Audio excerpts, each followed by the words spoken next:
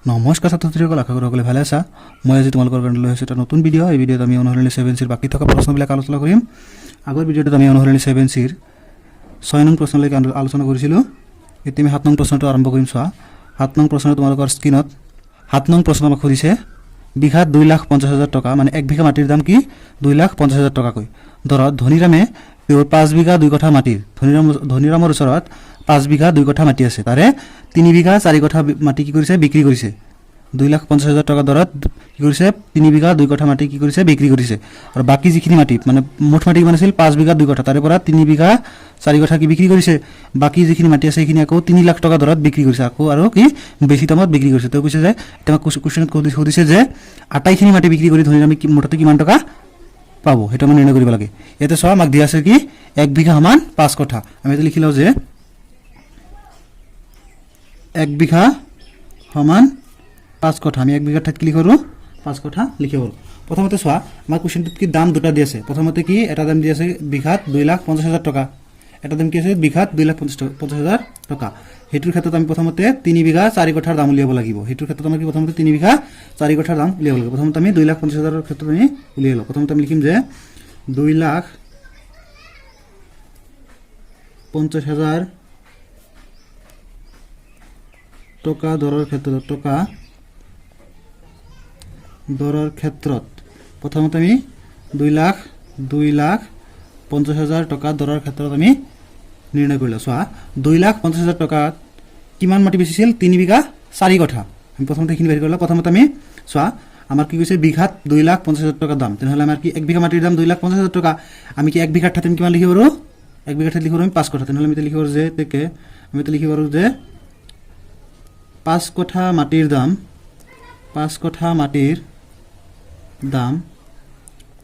2,50,000 কি টকা। এতেকে আমি কি ঐকিক পদ্ধতি, আমি এইবিলাক গণিত কৰি আছোঁ কি ঐকিক প্ৰণালীৰ গণিত। ঐকিক প্ৰণালীৰ মেইন নিয়মটোৱে কি, প্ৰথমতে একক সংখ্যক মানে একক পৰিমাণৰ। ইয়াতে কি 5 কঠাটো আছে, আমি কি প্ৰথমতে কি এতিয়া 1 কঠাটো আমি বাহিৰ কৰি লওঁ। লিখিম যে 1 কঠা মাটিৰ দাম কিমান হ'ব। চোৱা, ইয়াতে কিমান আছিল 2,50,000, 2,50,000। চোৱা, ইয়াতে কি কৰিছোঁ আমি ডাঙৰৰ পৰা সৰুলৈ গৈছোঁ, ডাঙৰৰ পৰা সৰুলৈ গ'লে কি কৰিম আমি হৰণ কৰোঁ। তেনেহ'লে 2,50,000ক কি 5ৰে হৰণ কৰিম আমি। 2,50,000 আমি লিখিব পাৰোঁ কি 2,50,000। চোৱা, একক দশক শতক হাজাৰ অযুত লাখ, তেনেহ'লে 2,50,000 টকাক আমি কি কৰিম 5ৰে হৰণ কৰিম। 5ৰে যদি আমি হৰণ কৰোঁ, 5ৰে 25ৰ মাজত গ'ল 5 বাৰ শূন্য কেইটা আছে 4টা। তেনেহ'লে 1 কঠা মাটিৰ দাম কিমান লৈছে, চোৱা 50,000 টকা। 1 কঠা মাটিৰ দাম হৈছে 50,000 টকা। তেওঁ এই দামত কিমান মাটি বিক্ৰী কৰিছিল, 3 বিঘা 4 কঠা। এই দামত তেওঁ 3 বিঘা 4 কঠা মাটি বিক্ৰী কৰিছিল। আমি লিখিম যে 3 বিঘা 4 কঠা মাটিৰ দাম কিমান হ'ব। চোৱা, তেনেহ'লে কি 3 বিঘা 4 কঠাত, চোৱা 3 বিঘা 4 কঠাত মুঠ কিমান কঠা হ'ব, 3 বিঘাত। চোৱা, 3 বিঘা 1 বিঘাত হৈছে 5 কঠা, তেনেহ'লে 3 5 গুণ 15 আৰু ইয়াতে কিমান আছে 4, 15 আৰু 4 কিমান হ'ব 19। তেনেহ'লে ইয়াতে কি 19 কঠা মাটি, হয়নে নহয়। 1 কঠা মাটিৰ দাম কিমান আছিল 50,000, তেনেহ'লে 19 কঠাৰ লগত কি, তেনেহ'লে কি 19ৰ লগত কি 50 কি হ'ব পূৰণ হ'ব, 50,000 কি হ'ব পূৰণ হ'ব। তেনেহ'লে আমি যেতিয়া পূৰণ কৰোঁ কিমান পাম। চোৱা, 19ৰ লগত যদি 50,000 পূৰণ কৰোঁ, তেতিয়া লিখিব পাৰিম যে কি, চোৱা 9,50,000 টকা। তেনেহ'লে প্ৰথমতে তেওঁ যিখিনি 2.5 লাখ টকাকৈ মাটি বিক্ৰী কৰিছিল, তাতে কিমান টকা পাইছিল 9,50,000 টকা। চোৱা, 3 বিঘা 4 কঠা মাটিৰ দাম কিমান পাইছিল 9,50,000 টকা। আকৌ কি বাকীখিনি আমি কৰোঁ। আকৌ চোৱা, আমাক কুৱেশ্যনত কি দিছিল যে বাকী থকা যিখিনি মাটি আছে, আমাৰ বাকী এতিয়া কিমান মাটি আছে আমি প্ৰথমতে বাহিৰ কৰি লওঁ। বাকী থকা মাটিৰ পৰিমাণ, চোৱা কিমান মাটি আছে, মুঠ মাটি আছিল কিমান তেওঁৰ 5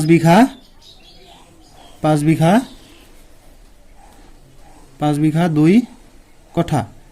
ইয়াৰে পৰা চোৱা মাইনাছ কৰিম আমি কিমান, যিখিনি বিক্ৰী কৰিছে আমি সেইখিনি মাইনাছ কৰিম। মাইনাছ কৰি কিমান বিক্ৰী কৰিছিল, কিমান তেওঁ 3 বিঘা 4 কঠা। এইখিনি যদি আমি বিয়োগ কৰি দিওঁ, চোৱা 5 বিঘা 2 কঠা মানে কিমান। চোৱা, 1 বিঘাত যদি 5 কঠাকৈ হয়, তেনেহ'লে 5 5 গুণ 25 আৰু 2 27, তেনেহ'লে 27 কঠাৰ পৰা আমি ইয়াতে 3 বিঘা 4 কঠা মানে 3 5 গুণ 15 আৰু কিমান 19 কঠা আমি বিয়োগ কৰি দিম। 27ৰ পৰা 19 বিয়োগ কৰিলে কিমান হ'ব 8 কঠা। তেনেহ'লে তেওঁ আকৌ কেতিয়া যিখিনি তেওঁৰ পিছৰখিনি কি দিছিল যে পিছৰ আমাৰ বাকী যিখিনি মাটি আছে সেইখিনি কি 3 লাখ টকাকৈ বিক্ৰী কৰিছিল, হয়নে নহয়। তেনেহ'লে কি 3 লাখ টকা যদি এইখিনি মাটি বিক্ৰী কৰি কিমান টকা লাভ আমি এতিয়া সেইখিনি নিৰ্ণয় কৰিব লাগে। আমি এতিয়া লিখিব পাৰিম যে 3 লাখ টকা দৰত দৰত 3 লাখ টকা দৰৰ ক্ষেত্ৰত যিখিনি আমাৰ বিক্ৰী কৰিছে আমি সেইখিনি নিৰ্ণয় কৰিম। চোৱা আমি লিখিম যে প্ৰথমতে আমি কি 1 বিঘাটো বাহিৰ কৰি ল'ম। 1 বিঘা মানে কি 5 কঠা। 5 কঠা মাটিৰ দাম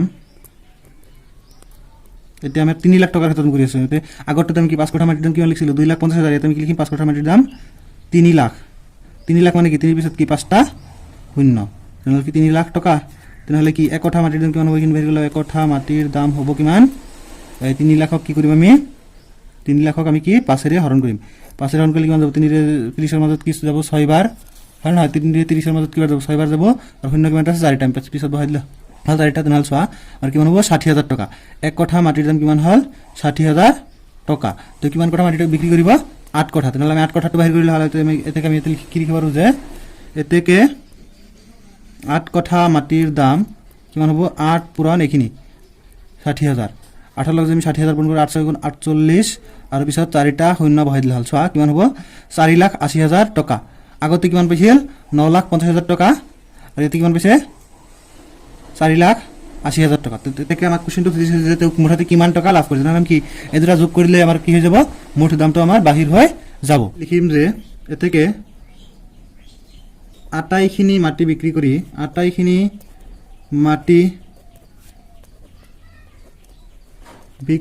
কৰি ধনীৰামে মুঠতে পাব। চোৱা মুঠতে কিমান টকা পাব। প্ৰথমতে কিমান পাইছিল প্ৰথমতে আমাৰ পাইছিল কিমান টকা চোৱাচোন পাইছিল 9,50,000 টকা যোগ আকৌ পিছত কিমান পাইছিল 4,80,000 টকা। আমি এইখিনি যোগ কৰি দিওঁ। চোৱা কিমান ওলাব এইখিনি যোগ কৰিলে পাম 14,30,000 টকা। এইখিনি আমি যোগ কৰি কিমান পাম 14,30,000 টকা। এইখিনি হৈছে আমাৰ 7 নং প্ৰশ্নৰ সমাধান। এতিয়া আমি 8 নং কুৱেশ্যনটো সমাধান কৰিম। 8 নং প্ৰশ্নটো তোমালোকৰ স্ক্ৰীনত চোৱা। 8 নং প্ৰশ্নত আমাক সুধিছে 120খন বিস্কুট 8টা পেকেটত ভৰাব পাৰি। তেনেহ'লে 345খন বিস্কুট ভৰাবলৈ কিমানটা পেকেটৰ প্ৰয়োজন হ'ব আমাৰ সেইটো নিৰ্ণয় কৰিব লাগে।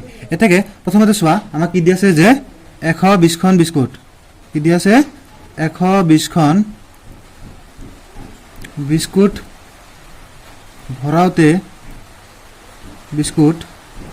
ভৰাওঁতে পেকেটৰ প্ৰয়োজন হয়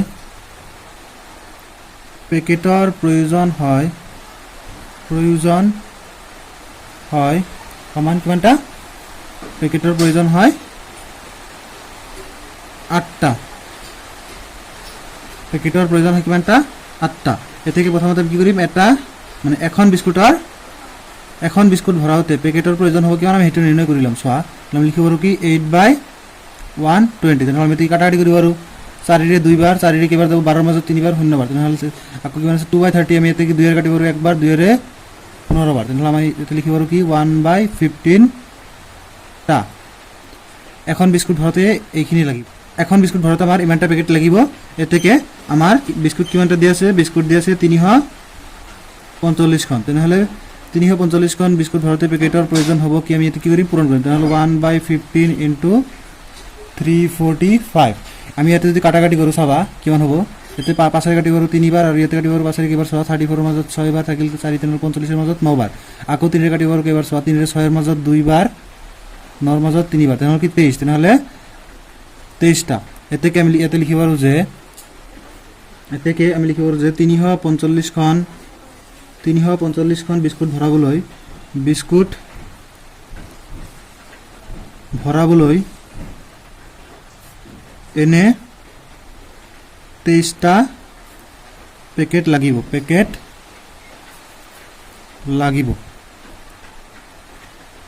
নিশ্চয় তোমালোকে এইটো বুজি পাইছা। আমি এতিয়া আমি 9 নং প্ৰশ্নটো সমাধান কৰিম। 9 নং প্ৰশ্নটো আমাক দিছে চোৱা তোমালোকৰ স্ক্ৰীনত 9 নং প্ৰশ্ন। এতিয়া আমি 9 নং প্ৰশ্নটো সমাধান কৰিম। 9 নং প্ৰশ্নটো তোমালোকৰ স্ক্ৰীনত চোৱা কি দিছে 14খন কাৰ্ড এখনৰ ওপৰত আন এখনকৈ জাপি থ'লে উচ্চতা 35 মিলিমিটাৰ হয়। কি কৈছে যে 14খন কাৰ্ড যদি এখনৰ ওপৰত আনখন জাপি থৈ দিয়া হয় তেতিয়া কি সেইখিনিৰ উচ্চতা কিমান হয় 35 মিলিমিটাৰ। এনে এজাপ কাৰ্ডৰ উচ্চতা 75.5 সেন্টিমিটাৰ। চ' আগতে একক কি আছিল মিলিমিটাৰ, এইটো হৈছে সেন্টিমিটাৰ। তেনেহ'লে কি মিলিমিটাৰ কি সৰু, তেনেহ'লে আমি কি এই 75.5 সেন্টিমিটাৰক কি মিলিমিটাৰলৈ পৰিৱৰ্তন কৰিব লাগিব। পৰিৱৰ্তন কৰা একেবাৰে সহজ। তাৰপিছত আমাক কি চোৱা এনে এজাপ কাৰ্ডৰ উচ্চতা 75.5 সেন্টিমিটাৰ হ'লে তাত কিমানখন কাৰ্ড থাকিব নিৰ্ণয় কৰিব লাগে সো আমাক কি কাৰ্ডৰ সংখ্যা নিৰ্ণয় কৰিবলৈ দিছে তেনেহলে কি আমি কাৰ্ডৰ যেটো হেছ আমি এটো সোঁফাল লিখিম সো আমি তেনেহলে প্ৰথমতে আমাক কি দিছে চোৱা 14খন কাৰ্ড এখনৰ ওপৰত কি যদি আমি এখনৰ ওপৰত আনখন কৰি যদি আমি থৈ দিও তেনেহলে 35 মিলিমিটাৰ হয় নহয় তেনেহলে আমি কি 35 মিলিমিটাৰটো আগত লিখিম আৰু যেটো আমাৰ কাৰ্ডৰ সংখ্যা যেটো পিছত লিখিম কাৰণ আমাৰ কাৰ্ডৰ সংখ্যা নিৰ্ণয় কৰিবলৈ দিছে সো আমি এটো কি লিখিম যে 35 মিলিমিটাৰ mm দিলে হ'ব মিলিমিটাৰ উচ্চতা হবলৈ কাৰ্ডৰ প্ৰয়োজন হয়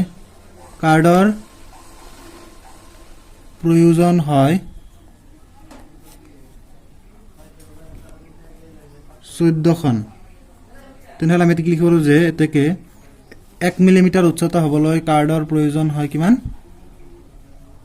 14/35 আমি এটি হাতেৰে কাটিব আৰু দুইবাৰ হাতেৰে পাঁচবাৰ তেনেহলে কি লিখিব যে 2/5 খন এতেকে সো আমাক কি দিছিল যে 75.5 সেন্টিমিটাৰ সো 75.5 সেন্টিমিটাৰ আমি কি জানো যে 1 সেন্টিমিটাৰ সমান কি 10 মিলিমিটাৰ তেনেহলে আমি যদি 10 ৰে পূৰণ কৰো তেনে আমি কি এক ঘৰ পিছ হৈ যাব তেনে আমি কি লিখো 75.5 সেন্টিমিটাৰ ইকুয়াল টু কি লিখো যে 755 মিলিমিটাৰ 755 মিলিমিটাৰ তেনে আমি কি লিখো যে এতেকে 755 মিলিমিটাৰ উচ্চতা হবলৈ কাৰ্ডৰ প্ৰয়োজন হয় সমান কি 2/5 ইনটু 755 এতে পূৰণ দিয়াৰ কাৰণ কি সোৱা কমৰ পৰা বেছি গলে কি কৰো পূৰণ চিহ্ন দিও তেনে আমি যদি পূৰণ কৰো সো আমি কি কাটাকাটি কৰিব আৰু এটো কৰিম কাটো হাতেৰ প্ৰথমতে সোৱা পাঁচেৰে আমি যদি হাতক কাটো একবাৰ থাকিল কিমান 2 পজিশনৰ মাজত 5 বাৰ আকৌ এতে কি দিছে 5 মাজত কেবাৰ একবাৰ তেনে সোৱা এতে কি দিছে 2 পূৰণ 151 2 ৰে ৰেখা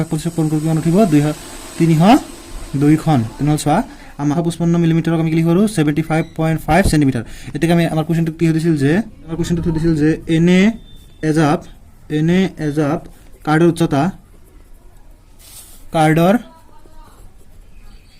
উচ্চতা 75.5 সেন্টিমিটাৰ হলে তাত কিমানটা কাৰ্ড থাকিব লাগিছিল তেনেহলে তাত কিমানটা কাৰ্ড থাকিব 302 খন কাৰ্ড থাকিব এটো হৈছিল আমাৰ 9 নং প্ৰশ্নৰ সমাধান ছাত্ৰছাত্ৰীসকল এতিয়া মই তোমালোকক 12 নং কোৱেশ্চনটো সমাধান কৰি দিম 10 আৰু 11 নং কোৱেশ্চনটো তোমালোকে নিজে কৰিবা এনি ভিডিওটো বহুত ডাঙৰ হৈ গৈছে মই আৰু এইবিলাক কৰি দি তোমালোকৰ সময় লছ নকৰো সোৱা 12 নং কোৱেশ্চনটো তোমালোকৰ স্ক্ৰিনৰ ওপৰত আহিছে সোৱা কি দিছে যে এখন ট্ৰেইনৰ গতিবেগ 1 সেকেন্ডত 20 মিটাৰ কি 1 সেকেন্ডত এটা ট্ৰেইনে কিমান দূৰ যাব পাৰে 20 মিটাৰ দূৰত্ব যাব পাৰে সোৱা মই কৈছে সিগনেল খুঁটি এটা ধৰা এটা এটা সিগনেল খুঁটি এটা পাৰ হতে ট্ৰেইনখনে কিমান সময় লয় 11 সেকেন্ড ধৰা এইটো এটা ট্ৰেইন এইটো ট্ৰেইনৰ দৰে হোৱা নাই তথাপি তোমালোকে এইটো ট্ৰেইন বুলি ধৰি লোৱা ধৰা এইটো এটা ট্ৰেইন এই ট্ৰেইনটোৱে কি ইয়াৰ পৰা এই সিগনেল খুঁটিটো পাৰ হতে কিমান সময় লয় 11 সেকেন্ড সময় লয় সোৱা আমি যদি ইয়াৰ দূৰত মানে আমাৰ নিৰ্ণয় কৰিছে ট্ৰেইনখন কিমান দীঘল এটা মানে নিৰ্ণয় কৰিছে আমি এটো কেনেকৈ নিৰ্ণয় কৰিম সোৱা 1 সেকেন্ডত কিমান দূৰ যায় 20 মিটাৰ যায় সোৱা এইখিনি যাওতে যদি ইয়াৰ 11 সেকেন্ড সময় লয় তেনেহলে কি এই অতিবাহিত যেটো সময় আছে আমি এই সময়ক যদি আমি অতিক্ৰম কৰা দূৰত্বৰ লগত পূৰণ কৰো আমাৰ কি ট্ৰেইনখনৰ যেটো আমাৰ দূৰত্ব দীঘল ট্ৰেইনখন কিমান দীঘল আমাৰ হেতু কি নিৰ্ণয় হৈ যাব সোৱা প্ৰথমতে আমি কি লিখো যে 1 সেকেন্ডত ট্ৰেইনখনে দূৰত্ব অতিক্ৰম কৰে কিমান 20 মিটাৰ এতেকে সিগনেল খুঁটাটো পাৰ হতে কিমান সময় লাগে 11 সেকেন্ড তাহলে 11 সেকেন্ড সময়ত 11 তাহলে এটা কি লিখো 11 সেকেন্ডত ট্ৰেইনখনে দূৰত্ব অতিক্ৰম কৰিব কিমান সোৱা 20 পূৰণ কিমান হ'ব 11 20 লগত যদি 11 পূৰণ কৰি কিমান হ'ব 220 একক কেছিল মিটাৰ কিমান দীঘল 220 মিটাৰ দীঘল এতে আমি লিখো যেতেকে ট্ৰেইনখন 220 মিটাৰ দীঘল একেবাৰে সহজ সোৱা আৰু উত্তৰটো কি 3 লাইনতে বাহিৰ হৈ গৈছে এতিয়া আমি 13 নং কোৱেশ্চনটো সমাধান কৰিম 13 নং কোৱেশ্চনটো সোৱা তোমালোকৰ স্ক্ৰিনত 13 নং কোৱেশ্চনটো কি দিছে সোৱা 150 মিটাৰ দীঘল ট্ৰেইন এখনৰ মানে ট্ৰেইন এখন হৈছে দীঘল 150 মিটাৰ ধৰা এইটো এটা ট্ৰেইন এনে কোৱা ট্ৰেইনটো ধৰা যে এইটো এটা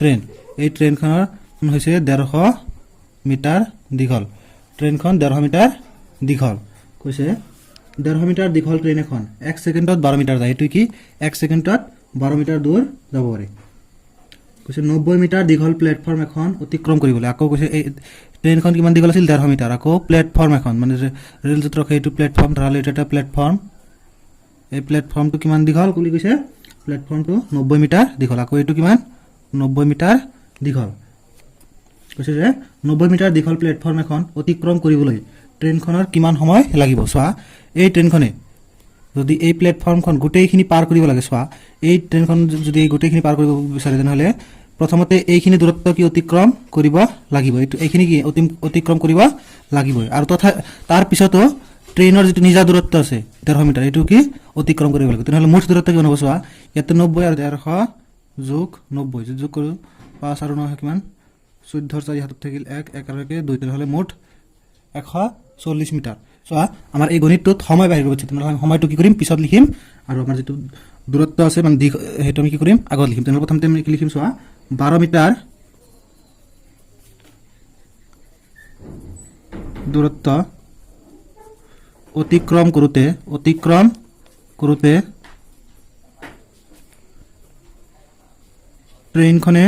ট্ৰেইনখনে সময় লয় 1 সেকেন্ড এতেকে 1 মিটাৰ দূৰত্ব অতিক্ৰম কৰোতে ট্ৰেইনখন কিমান সময় লব চোৱা আমি কি 12 কি কৰিম একেৰে একক কি কৰিম 12 ৰে হৰণ কৰিম ইমান সেকেন্ড এতেকে চোৱা ট্ৰেইনখন কিমান দূৰত্ব অতিক্ৰম কৰিব লাগিব মোট দূৰত্ব কিমান 240 তেনেহলে কি এতেকে 240 মিটাৰ দূৰত্ব অতিক্ৰম কৰোতে ট্ৰেইনখনৰ সময় লাগিব কিমান 1/12 ইনটু কিমান 240 আমি এতে কাটাটো 12 ৰে 24ক 2 বাৰ শূন্য তেনেহলে কি একলজম 20 পূৰণ কৰো তেনেহলে কি 20 তেনেহলে সময় লাগিব কিমান 20 সেকেন্ড এতেকে ট্ৰেইনখনে এই প্লেটফৰ্মটো পাৰ কৰোতে সময় লাগিব কিমান 20 সেকেন্ড এতেকে লিখি দিয়া যে ট্ৰেইনখনে প্লেটফৰ্মখন পাৰ কৰোতে সময় লাগিব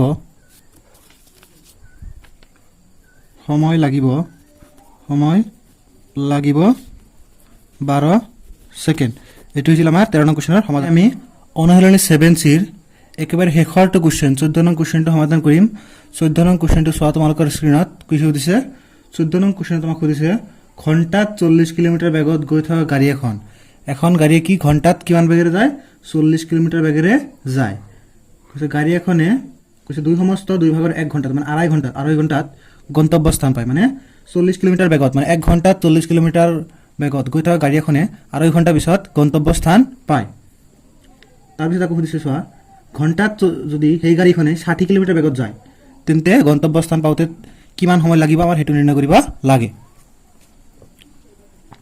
চোৱা প্ৰথমতে আমাক কি দিয়া আছে ঘণ্টাত গাড়ী এখন কিমান বেগেৰে যায় 40 কিলোমিটাৰ তেনেহলে 1 ঘণ্টাত যায় 40 কিলোমিটাৰ তেনে আমি ঘণ্টা 1 ঘণ্টা মানে কি 1 ঘণ্টাত কিমান 1 ঘণ্টা মানে কি কৰো 60 মিনিট তেনে আমি লিখিব যে 60 মিনিটত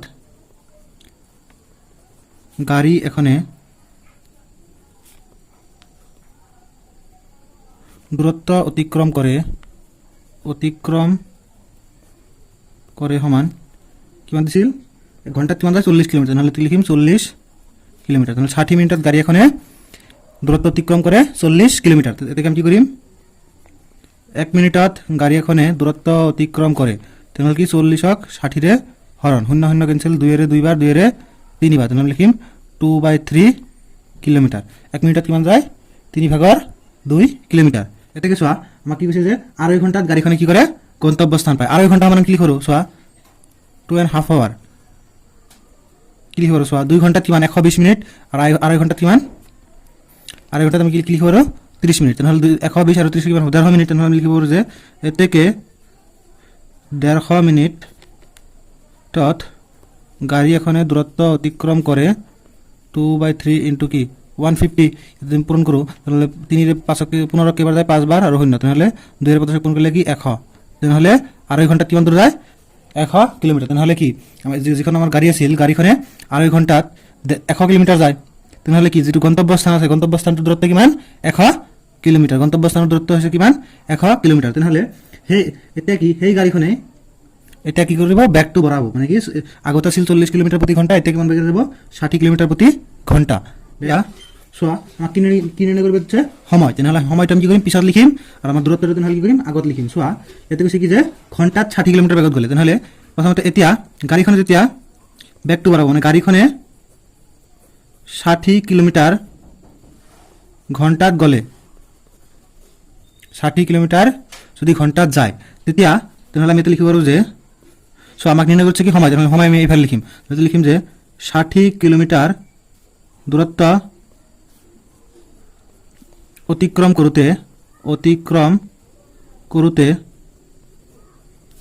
সময় লয় কিমান মানে কি 60 মিনিট তেনেহ'লে 60 কিলোমিটাৰ দূৰত্ব যাওঁতে কিমান লাগে 60 মিনিট তেনেহ'লে আমি লিখিব পাৰোঁ যে তেকে 1 কিলোমিটাৰ দূৰত্ব অতিক্ৰম কৰোঁতে সময় লয় কিমান 60 হৰণ কিমান 60 তেনেহ'লে 60 কে একবাৰ তেনেহ'লে আমি লিখিব যে 1 মিনিট তেনেহ'লে চোৱা কিমান লয়